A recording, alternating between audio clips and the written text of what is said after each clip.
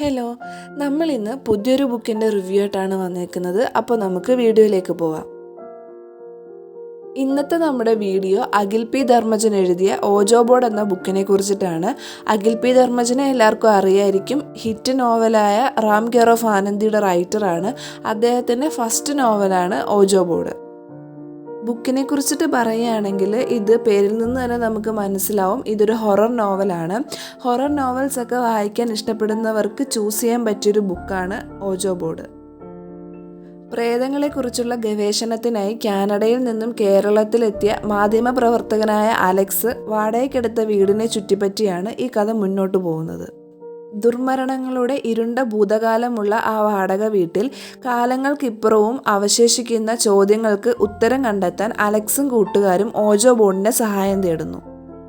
ഓജോ ബോർഡിൻ്റെ സഹായത്തോടെ അവർ നടത്തുന്ന യാത്രയാണ് ഈ കഥയുടെ പ്രമേയം. റാം കെയർ ഓഫ് ആനന്ദി പോലെ ഓജോ ബോർഡും ഒരു സിനിമാറ്റിക് നോവലാണ്.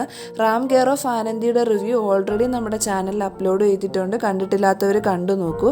അപ്പോൾ അത്യാവശ്യം ക്യൂരിയോസിറ്റിയോട് കൂടി നമുക്ക് വായിച്ചിരിക്കാൻ പറ്റിയ വളരെ ഇൻട്രസ്റ്റിംഗ് ആയിട്ടുള്ളൊരു നോവൽ തന്നെയാണ് ഓജോ ബോർഡ്. അപ്പോൾ എല്ലാവരും എടുത്ത് വായിച്ചു നോക്കുക.